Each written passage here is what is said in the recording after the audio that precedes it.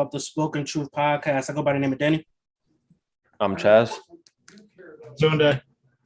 And game day has finally arrived. Game one of the NBA Finals between the Golden State Warriors and the Boston Celtics tip off within the next hour. And Spoken Truth will be breaking down what happens in that game in our post coverage and what to expect in our pre-coverage, which is happening right now. So first, I want to dive into how we got to this point. We know how the Warriors got to this point, but we've yet to cover, game 7 with Boston and Miami. So how did we get to this Boston Warriors finals? Yeah, I mean, go ahead, Tunde. No, please, you go ahead, Chess. I was just going to say that was a heck of a game, on Sunday night between the Celtics and Miami. I wanted to get your guys' takes as it looks like Tunde's trying some wine. I want to get your guys'. I'm just savoring the fact that the Celtics made the finals. That's all. Yeah. I don't blame you. It's game day, baby. I do want to celebrate. For sure. I do want to see what you think, though, Tunde, because they almost gave it away, in that second half, allowing an 11-0 run in that fourth quarter. So, what were your thoughts in that fourth quarter and after that game? Man. My thoughts in that fourth quarter was like, man, Boston really loves to fuck around to find out. And also, man, Marcus Smart really likes taking bad shots. You live with some of it because, he plays so hard on the other end, but dude. Yeah, 0-5, I think, in those last 4 or 5 minutes from him. Mm-hmm. Yeah, it's a little bit too much jacking from him. Yeah. That and Jimmy Butler is truly one of the premier playoff performers we have in this league. I saw a lot of people complain about the three that he took at the end of the game. I think that's nonsense to complain about it. They were not winning that game in overtime. That team did not have another 5 minutes in them. I think that was very clear. If it wasn't clear to you, it was clear to him. So he decided that they weren't going to play another 5 minutes. They were going to win or lose right there. He got a clean look on a pull-up three. He's been shooting the three ball really well all playoffs. I can't fault him for, as many guys as they were down, as injured as they were. He played all 48 minutes, which is another thing. People, they want you to drive, attack the basket, and then not get tired. He was exhausted too. He took a pull-up three, solid look. You'll live with it. As far as things pretend for, this series, I'm not too worried about it.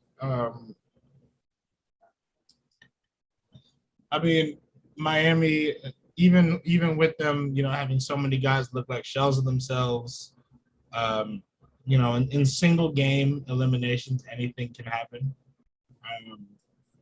I think you'd be more frustrated about them losing game 6 than you would be about them, almost letting Boston back in game 7. At the end of the day, they won the game, and that's what matters. Danny? I think for Boston, as Tunde kind of touched on a little bit, they were trying to give that game away in my explanation, like what I saw. But to me, the better team won. Overall, we can make an argument that Jimmy Butler was the best player in that series, which to me, I think he was the best player, bar none, in that series. I think Tatum had multiple games where he just wasn't himself down, game, particularly game 6, where he just wasn't shooting the ball well. He just wasn't playing well to me. But again, I don't fault Jimmy Butler for taking that last shot. You live with him this whole time. You're going to die by whatever shot he decides to take. Again, I agree with Tunde. He would not have lasted another 5 minutes. Even if that game went into overtime, they would have lost to Boston because Jimmy Butler was done. The performance that he put on in game 6 and then to follow that up at game 7 is just spectacular. He's one of the greatest playoff performers of all time. And that's just not, us being prisoners in a moment. That's the numbers. They call him superstar Jimmy in the playoffs for a reason. Although his numbers is really that a guy in the regular season, his numbers improve so much in the postseason. It's very rare. I think Jimmy Butler, his percentage from regular season to playoffs, I think is like 6 points, 7 points. So the amount of, his scoring average increases in the playoffs. It's like when a big moment arrives, Jimmy Butler is there, and it kind of brings me back to what happened in the bubble. Jimmy Butler gave it his all, was completely gassed. He needs help. And I don't think that's in the form of Tyler Hero. I think down the stretch, you cannot play Tyler Hero when it really matters the most. Bam, I love Bam. He's not a second option. Bam to me is a third option. I just think Lowry, inconsistent this year. I don't think he's the fit. Victor Oladipo was kind of the only bright spot, and down the stretch in those last 2 to 3 games, he played, okay off the bench. But I think Miami needs to do a little bit of retooling around Jimmy Butler in order to, legitimately compete for a championship. And I was so down on Miami this entire season. And I picked them to win this series because of Jimmy Butler. Not realizing that Tyler Hero wasn't going to play up to par. Sometimes not playing at all. I know he's injured, but I still expected a little bit more from him. Bam, he had that. Yeah, he did. I would say about the Hero thing, he barely played in Game 7. I think Spo decided at some point that he wasn't giving him enough. He just wasn't able to. He was out there at like 10%. Yeah. It was the injury, so that's why I don't want to be so hard on him because he wasn't 100%. But also, there was times where even if we look in the regular season and he put up great numbers in the regular season for a person that comes off the bench. But this whole playoff run, even before he wasn't injured, he didn't play up to standard from regular season numbers. So with that being said, I just think Boston was the better team. I think Jimmy Butler was the better player. Miami, as the 1 seed, it's very rare that you could say, okay, this is the 1 seed, and they have to improve so much. Miami has to improve so much in order to beat that Boston, that Milwaukee, Brooklyn, those type of teams. So I don't know necessarily where they go from here. I just know that the ingredients that they have right now, it's not going to work.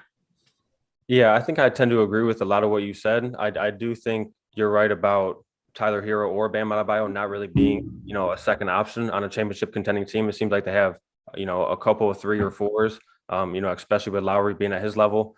I will say I think Jimmy Butler was a better player as well in that series over Jayson Tatum, but I don't think it was as wide as you might think. He was pretty bad in what was it? He left in game. I'm not saying it was wide. I'm just saying that it was clear that Jimmy Butler was the best player. I don't think it was. Tatum had better numbers. I think Jimmy Butler, his highs were higher, but I think his lows were also lower. Game 3, 4, and 5, he was pretty bad. I think Tatum only had 2 games that he wasn't really up to par. And then, they both had really, really highs at times. But I would say I also side with Jimmy Butler, just slightly. Going beyond that, I think one of the most important parts of the game was, when they discounted the Max Strus 3-point shot. I wanted to get your guys' quick take on that. Them going back and changing it. It was like 10 minutes later. That's not something that we see very often. What did you guys think of that? I thought that was strange, to be honest.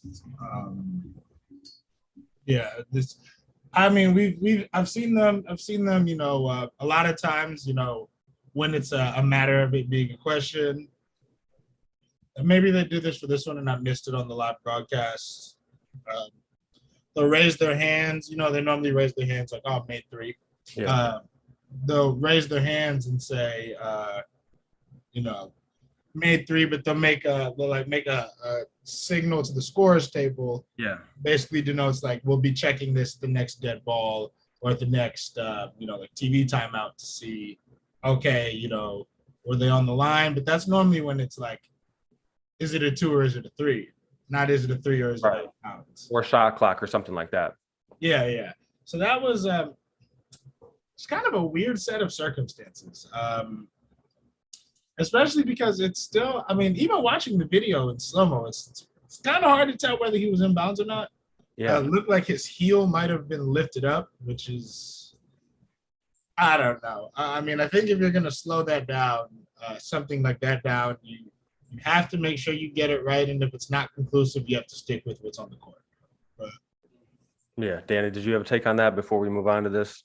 I just think, them waiting, 10 minutes to actually change that call is kind of baffling. You don't usually wait that long to kind of reverse a decision of that magnitude, because at that point of the game, every point for Miami they needed.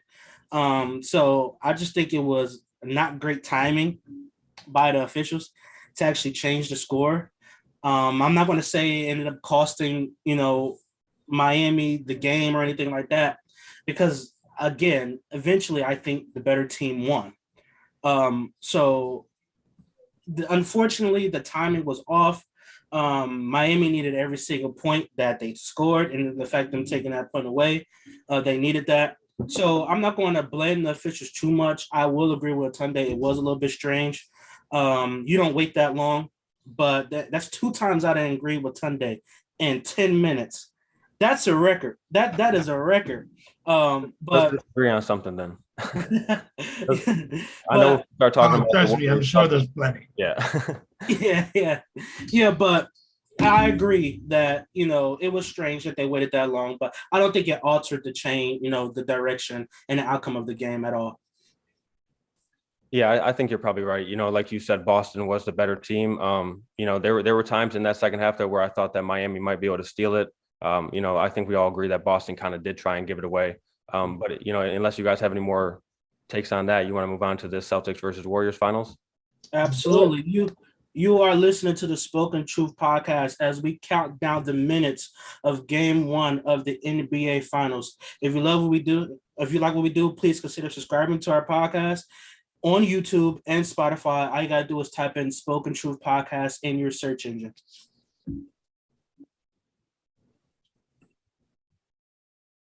As we continue to count down the minutes of Game 1 of the 2022. I'm so hyped. I'm so ready for it. 2022 NBA Finals matchup between the Golden State Warriors and the Boston Celtics. We just recapped, the closing of the Eastern Conference Finals between the Celtics and the Miami Heat, but it's time to get into the finals. The Boston Celtics, Golden State Warriors. Game 1 is literally minutes away. I wanted to start with Chaz. What are the key players and matchups in this finals? Yeah, I was thinking about this earlier. I think, kind of through this whole stretch for the Warriors, there have been a couple of guys that they really need to step up. And I really thought that it was Andrew Wiggins in that Dallas series. And if he plays like that again in the finals, I think the Warriors are definitely the team that's going to be able to take home the championship. On the other side, I've been saying that, all year that Jaylen Brown is that player, but I'm kind of starting to think that, he's pretty consistently given his, 20 to 25 points. And, he's doing other things as well. He's not always, I think, as good as he should be, but I think he's been solid. I think Al Horford is the guy that's really key in this series. I think he needs to at least match, if not play better than Draymond Green. And that's going to be a tall task because they do a lot of the same things. But I would say Wiggins and Horford are the 2 guys that I think can really propel their teams. So I'll go with a group of players both ways.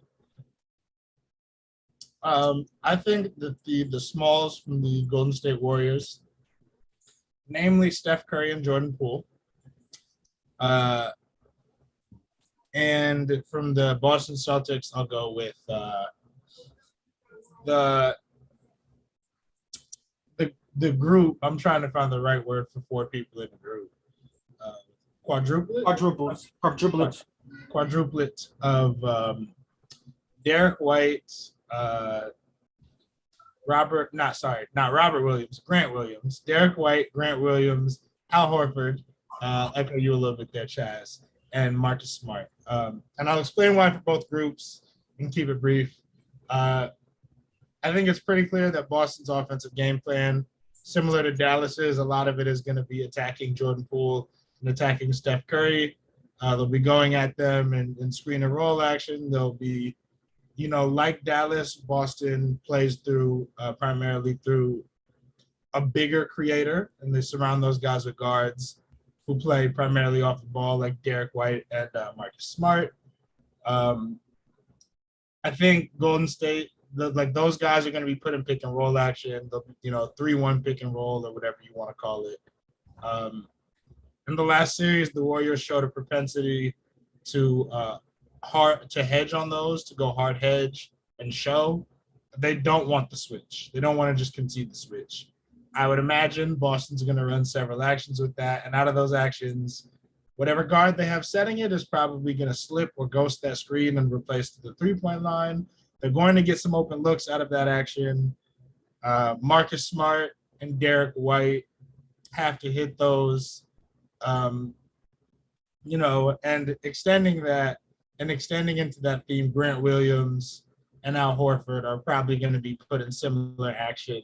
You have to make those shots when they come. We saw in the Dallas series, they missed a ton of open threes, and their stationary shooters, Reggie Bullock, Maxi Kleber, Dorian Finney-Smith, etc., didn't make enough shots. And it's a large part of why they're sitting at home right now. In this series, if those guys from Boston make shots, it bodes very nicely for their chances. And conversely, Jordan Poole and Steph Curry, they're going to have to hold up defensively. They're going to get attacked. Steph Curry has tons and tons of reps at dealing with this exact thing because he played 4 straight years in the finals against LeBron James. And at various points of those finals, especially in 2016, Cleveland was basically just spamming the 3-1 pick and roll and just going at Steph as much as humanly possible. I trust that ultimately Steph will be able to handle himself. I'm a lot less sure about Jordan Poole. So that's going to be something to watch. For me, it's quite simple. If Andrew Wiggins plays like he played against Dallas, the Warriors win. He is the key. He is the X factor. He is the most important player in this series, bar none to me.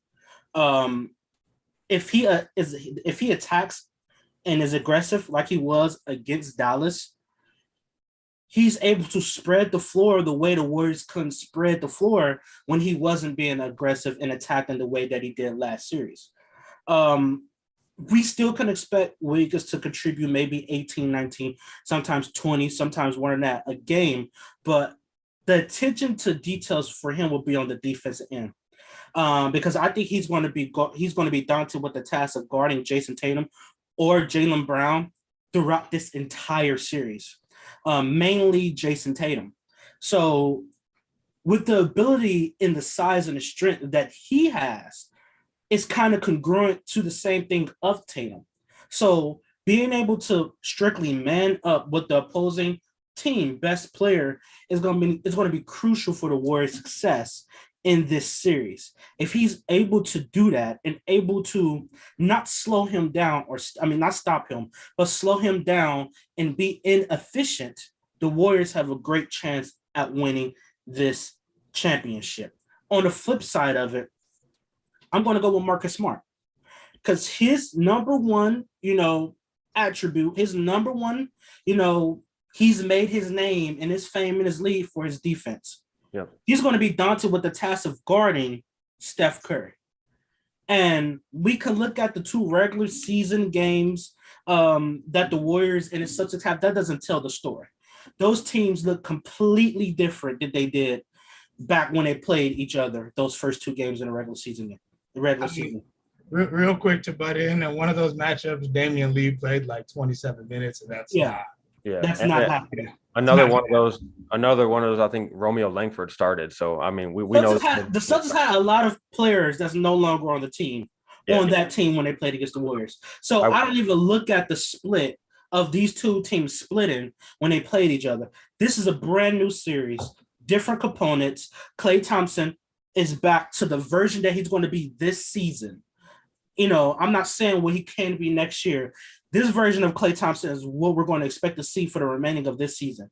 So Marcus Smart is going to have to absorb so much energy trying to contain Steph. So that's one of the reasons why I don't believe Steph is the most important player for that Warriors team.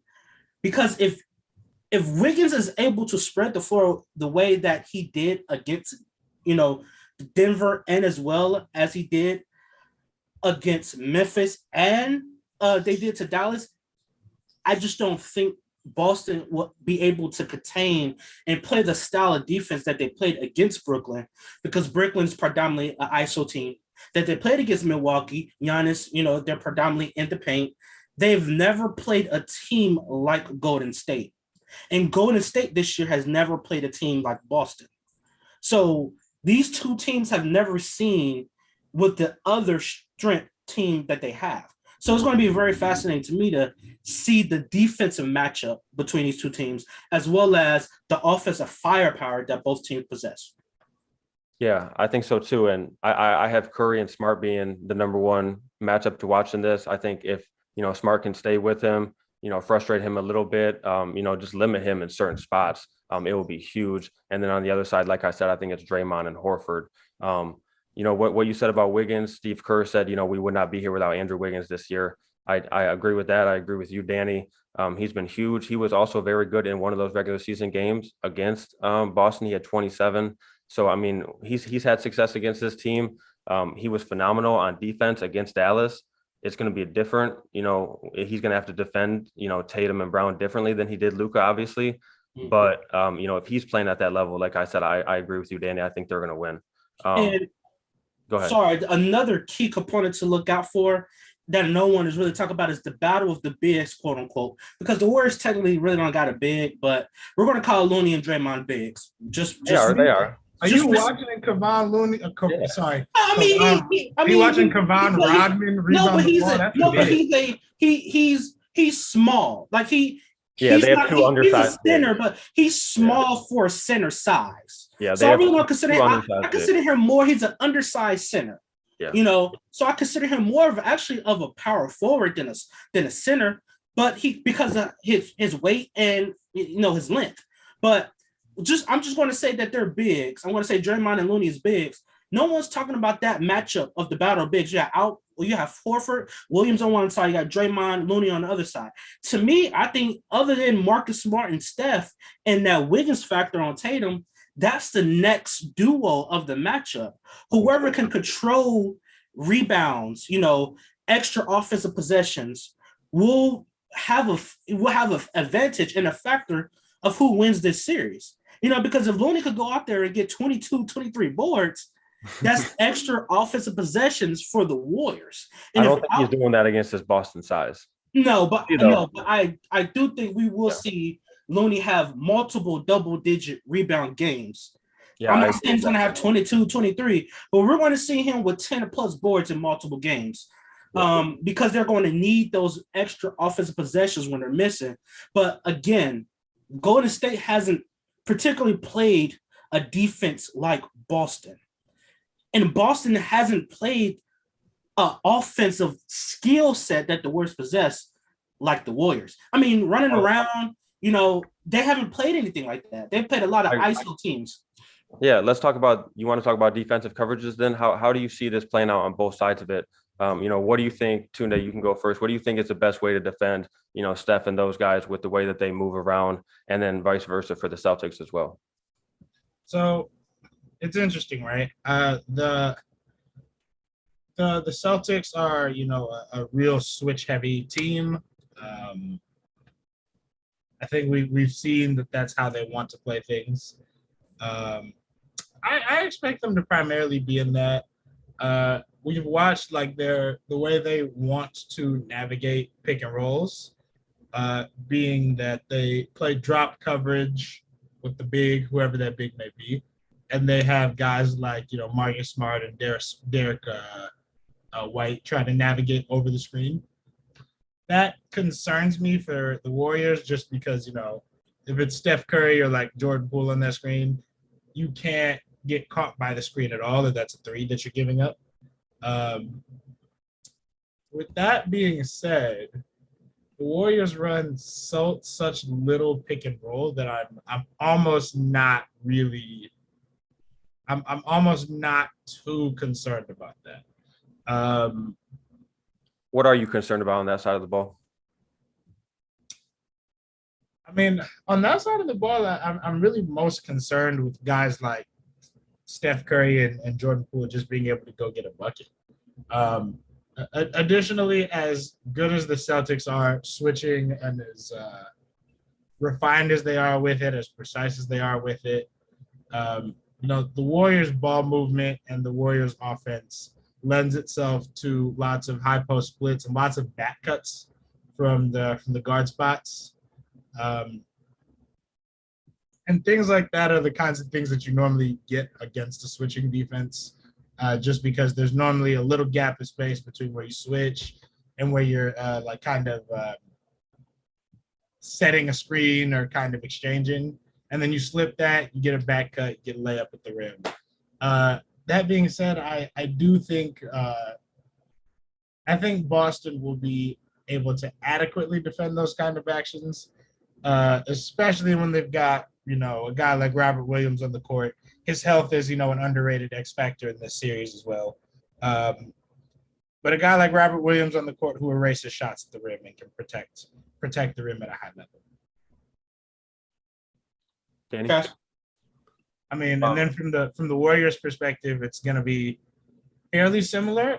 Boston's going to run pick and roll with higher volume, and I think you guys have already heard me allude to this. I expect the Warriors to hard hedge, and then from there, I think that's kind of a lot of the game within the game in this series. Mm-hmm. Yeah, I think so too.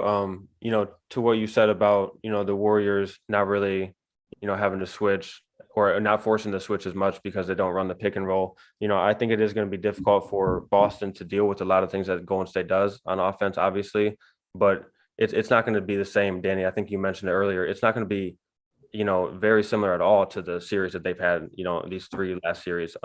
They can't lock in on, one or two guys. They're going to have to be focused on all five guys at once. And, this was the number one defensive team. I mean, these are the number 1 and 2 defensive teams in the league. So, Boston, I feel like they do have that ability, but it's going to be, doing something different than they have been doing during this run. And, we're going to see tonight, can they keep up with these guys? Can they keep, focus on all five guys at once? Because as we've seen, that's a really hard thing to do with, how high this IQ is on the Warriors. Mm-hmm. I think Boston number one game plan, and this is kind of the things that bigger opposing players and teams try to do with Steph, is we're going to try to wear him down as much as we can. We're going to get a little physical with him. We're going to, we're going to make him feel us every single time he touches the ball. And if you're Steph, you have to know that that's their game plan. Like, you just have to know. You've been in so many finals when you've played against LeBron teams. You got Kevin Love doing it. You got Tristan Thompson doing it. You've played against all of these LeBron and LeBron himself doing it. So you've played against the team that started it on you. And then, you fast forward to playing Toronto. You got Kawhi doing it, you got Lowry doing it, you got Marc Gasol doing it, you got Pascal Siakam doing it, you got Marc Gasol doing it. You have these players trying to weigh you down and just slow down your momentum. And again, if you're Steph, you have to know that's their game plan. So how do they respond to them attacking Steph the way that they do, and how does he respond to it? So is he going to be more passive? Is he going to be more aggressive back? These are all questions that I think a lot of us need the answers to, specifically when we're looking at these two teams. And again, like, they're completely different than they were months ago. And Boston has the number 1 defense. Golden State has the number 2 defense. Both of these teams are top 10 in offense. So to me, this is a matchup that is so, it's neck and neck. To me, it's a pickle. So for me, what it's going to come down to is defense adjustments, coaching, and experience. The Warriors, their entire, their team as a unit has played in 123 finals games. Everyone on the Celtics have played in a combined 0. To me, that is the difference maker in this series. That's the adjustment that the Warriors and Boston will have to make. The defense, how Boston is going to try to impose their will on the Warriors. How do the Warriors counteract that with their defense? Because the Warriors are not going to do the type of, hard nose, way down on you defense. They're going to try to outsmart you. Boston is trying to out-physical you. So that's the difference. The Warriors are trying to look how to maneuver around everything you're trying to do. Boston wants to play straight up 90s Detroit Pistons style bully ball. They've done it with Milwaukee. They did it with Brooklyn. To a lesser degree, they did it to Miami because Miami is built like that. But this Warriors team is rather more finesse.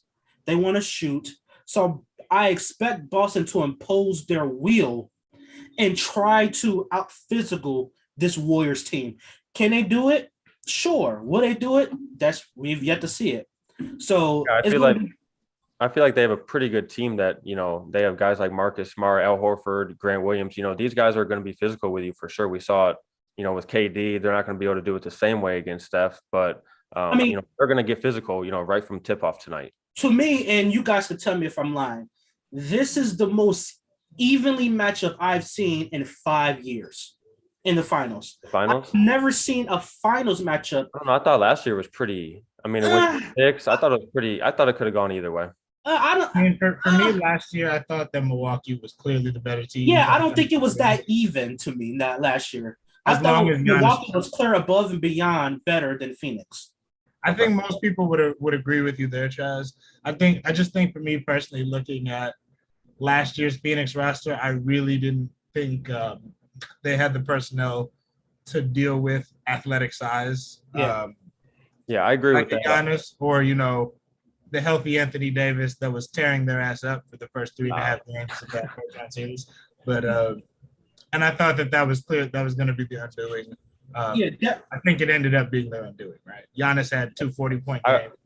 I would say, when Phoenix was up 2-0, I feel like there was a lot of people thought that they were going to win that series. But, to lose 4 straight and with Giannis coming into the series injured, we didn't really know. I agree with you, though. By the end of that series, the Bucks were the better team, and it was pretty clear. After they won the series, they were the better team.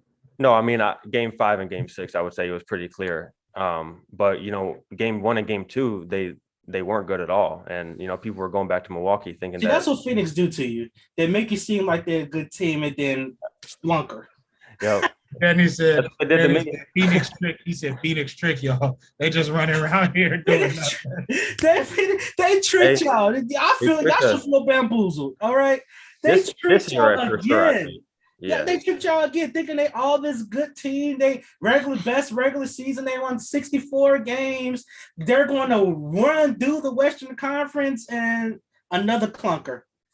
I would argue this is what they do. This is what they do. I would argue of all the people on this podcast, I was the least tricked since my finals pick originally was Celtics Mavericks. But fair enough.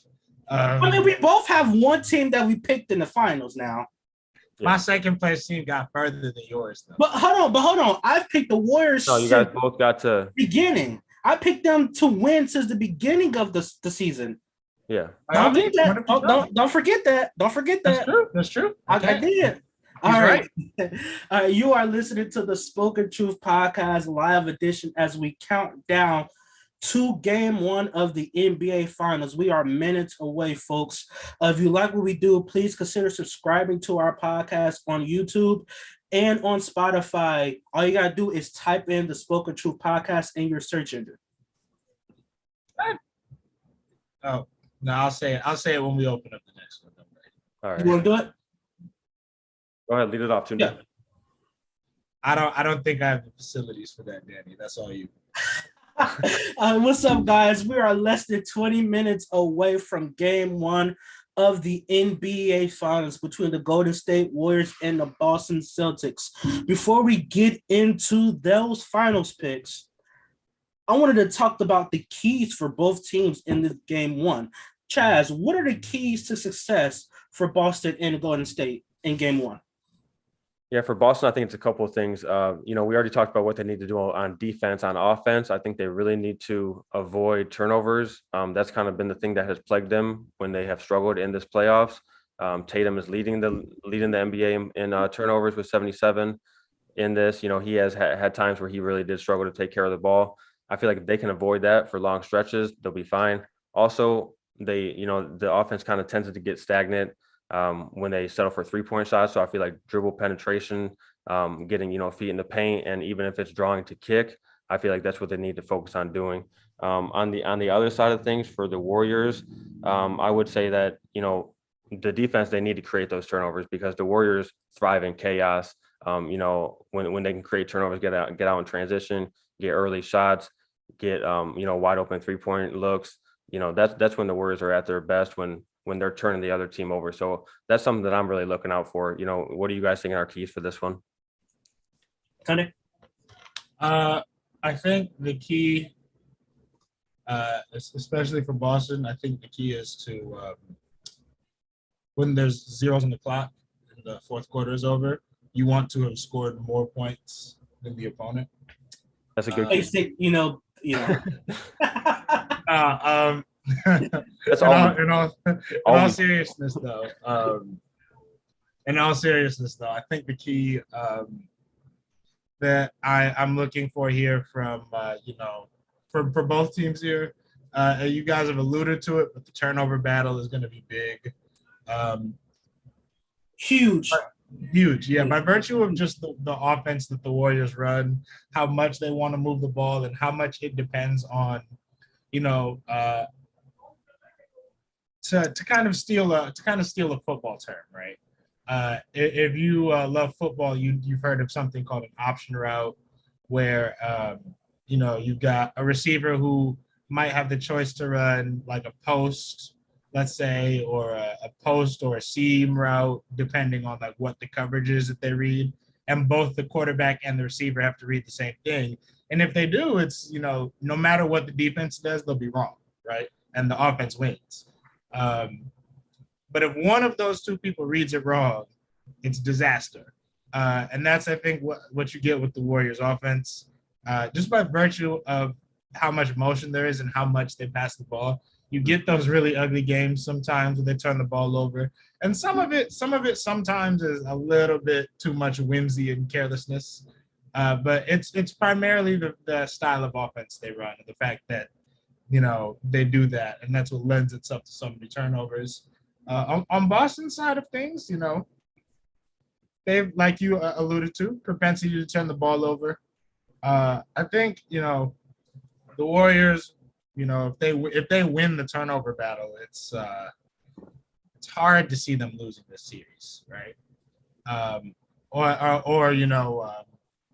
If they win the turnover battle, it's real tough to see things going the way you want them to if you're a Boston. I'm gonna tell you now, they're not winning the turnover battle.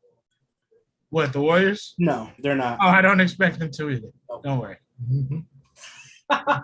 They don't like winning the turnover battle. So much. They turn the ball over. I mean, I'll be wanting to pull a lockout. The amount of turnovers I see from the Golden State. Chaz not black. I don't know if you know how much work it takes to pull a lock out of your hair, but like that's a lot of work. So that's lots of frustration. The bonehead turnovers, and we're going to get back to you, Tunde. I just want to say that the bonehead turnovers that the Warriors they do on the game in, game out basis, it's just mind-boggling to me. I don't know what Steve Kerr said. I mean, what can you say when Steph Curry is like the ringleader at turning the ball over? I mean, your best player, your superstar is turning the ball over so much. Like, what can you say? But I digress. Go ahead, Tunde. Oh, no, I was done. I think it's one of those things like, it's like when people say, it'll be like 9 years into a player's career. Russell Westbrook is a great example of this, actually. People would be like, if he would just improve, if he could just add, X, Y, and Z. And it's like at some point, we're like 13 years into this. Yeah. This is what you're getting. Stop expecting anything different. This player is what they are. Yeah. The Warriors were, we're 8 years into this extended run with Steve Kerr. They turn the ball over a lot. It's not changing. They're just going to turn the ball over a lot. They're going to have to work around that. It is what it is. Yeah. Yeah. For me, as you kind of alluded to earlier, I think both of you guys have, it's the turnover battle. Who wins it, I don't want to say dictates the series, but it gives you a good idea of how teams are playing. Now, obviously, a lot of adjustments will be made throughout this entire season, throughout the first game even. But the Warriors, one thing that you can bank on is they're going to have 15-plus turnovers. You can book it. They're going to have 15-plus turnovers every game. That's just the way they play. It's just because they're moving the ball so much. They're trying stuff that they should not be trying. I mean, just being boneheaded with the basketball. I can't recall a game this season that the Warriors had less than 10 turnovers. Oh, I'm sure there's been some. Yeah, I think they have in this one. I don't know, man. Like this playoff run, I don't know. I think so. I don't know. You might have to go. You might have to go back to like December or something like that. A long time ago. We might have to check that later. We might have to, tune into our pregame, folks. I will have that. I will let you know when the last time they had 10 or less turnovers. I'm going to look that up. We'll have stats and info get on it. Yeah. We need a stat person. Hey, can you look that up for me? I'm not talking to nobody. But I was about to say, I know he ain't talking to me. Yeah, but Boston, Jaylen Brown has to be aggressive. Now, I said this earlier on a couple other shows. Jaylen Brown and Jayson Tatum, to me, they're similar, but their impact is completely different. I think if Jaylen Brown gets you 30, sometimes it's a quiet 30. It kind of goes under the radar a little bit. When JT gets you 30, you're winning that game. Like, there's no way he's giving you 30, 40 plus, and you guys are losing that ball game. It's just the way that they get their points. I believe JT, his points carry a little bit more weight to get the crowd a little bit more involved, and it tends to lead to runs for the Celtics. That's not saying that Jaylen Brown is not explosive, but I just think that the weight in their points are completely different in that aspect. So Jaylen Brown to be aggressive, he might have the task of trying to handle Klay Thompson. So just the defense versus defensive battle is one key.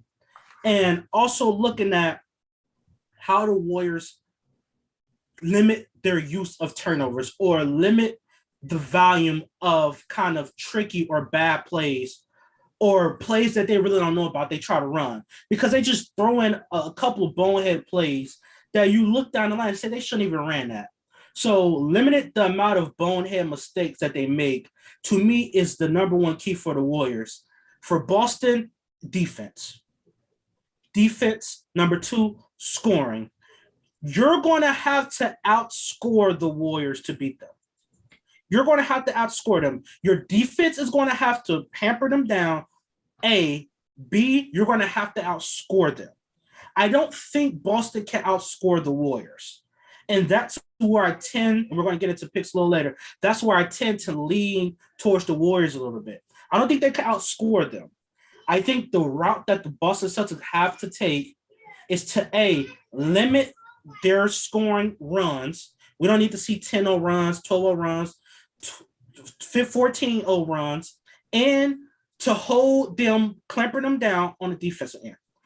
For me, those are my keys to success for both teams. Yeah, I agree with you to an extent. I feel like in order for Boston to keep up offensively, they're going to have to really shoot well from 3-point range. I'm not sure if they're going to be able to match Golden State. I mean, this is the best team in the league at it. Obviously, Brown and Tatum are going to have to shoot well from beyond the arc, but Horford and Smart are going to be really key as well. I mean, Marcus Smart having 24 in Game 7, if he's shooting like that, where he's knocking down multiple 3-pointers, every game, then, that's going to be really important for them to stick into this game. One other key that I wanted to mention, I think, Danny, you said earlier, is the rebounding. Boston, they're a very good rebounding team. Golden State has been, I think, the best during the playoffs. Like we talked about with Looney, with Draymond, it's really been a team effort as well as Steph. And Boston is 14-22 this season when they are out rebounded. So I feel like, if Golden State is on the glass as well as beating them at the 3-point line, then I think it's going to be really difficult for Boston to win. Absolutely. You are listening to the Spoken Truth podcast live on YouTube. As we get you ready for game 1 of the NBA Finals, you are listening to the Spoken Truth live pre-show. If you like what we do, please consider subscribing to our YouTube and our Spotify account. All you got to do is type in Spoken Truth podcast in your search engine.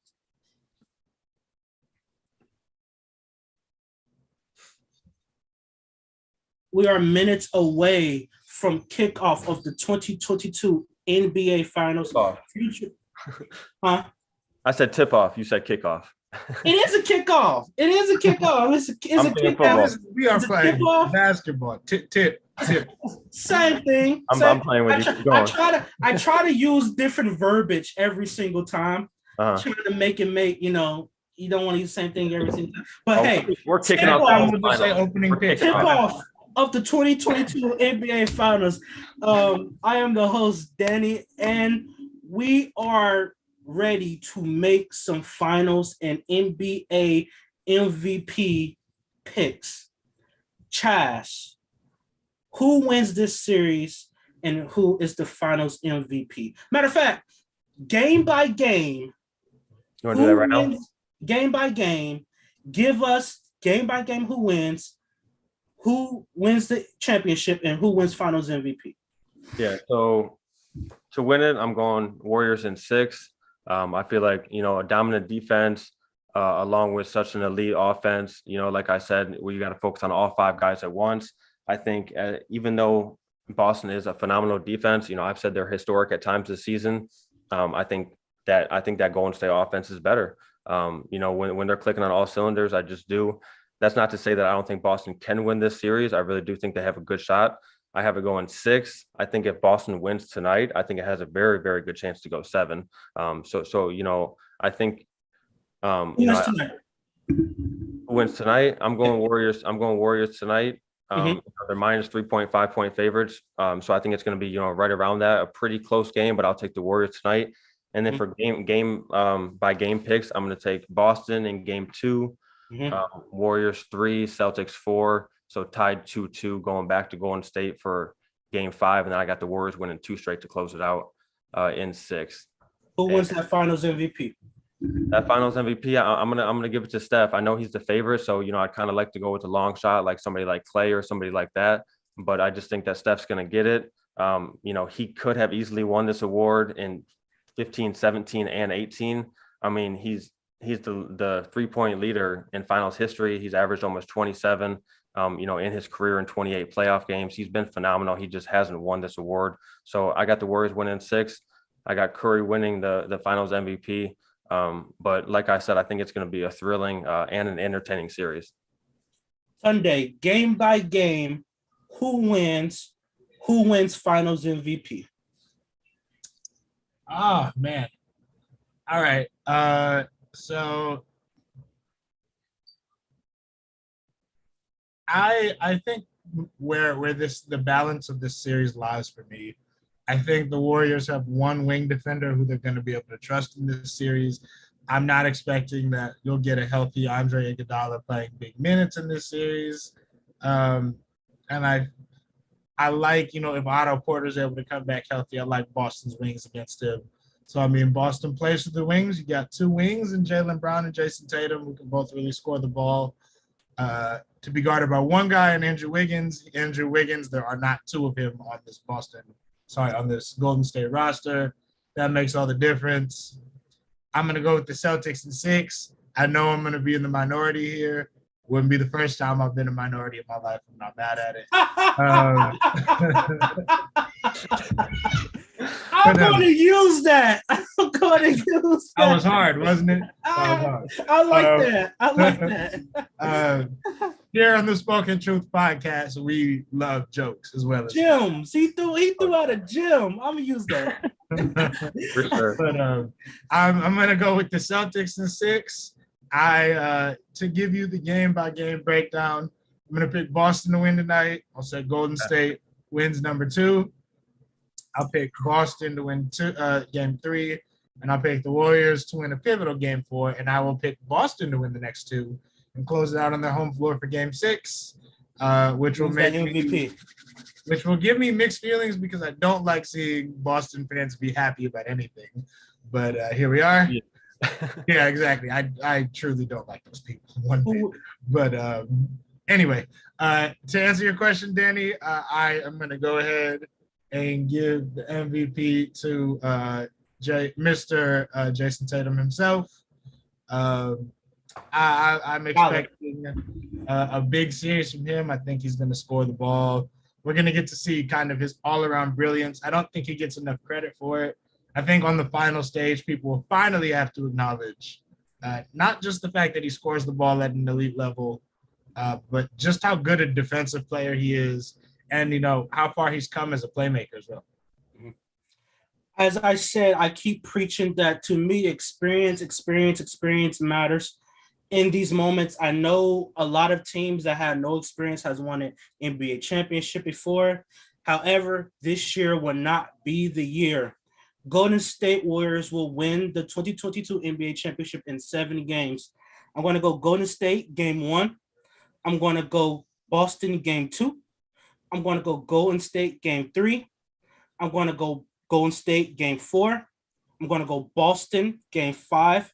6. And the 6. Warriors close their game, these NBA finals out on their home court in San Francisco at the Chase Center.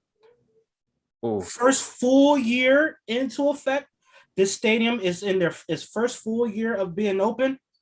I believe that with fans and everything like that, with fans and, I was about to say, I definitely watched the game there in 2020. No, with fans, it being in the playoffs, everything, the playoffs, capacity, everything. So I believe the Warriors didn't make the playoffs the last 2 years, but he trying to be funny, but they're here now. No, that's actually just what happened. That wasn't even a shot. They didn't make the playoffs the last 2 years. You're right.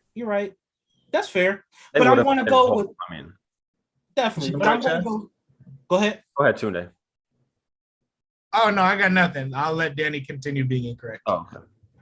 How would I? I'm messing with it. Golden State Warriors star Stephen Curry takes home his first Finals MVP. And we're having a different discussion. So we have Warriors in 7. We got Warriors in 6, Chaz. We have Boston, that outlier, in 6. You're listening to the Spoken Truth podcast, ladies and gentlemen. Thank you for joining us on this pre-game as we are literally minutes away from game 1 of the NBA Finals. Tip-off is a minute. I said it right this time. I didn't say kickoff. Nah. Tip-off is minutes away. He got the football.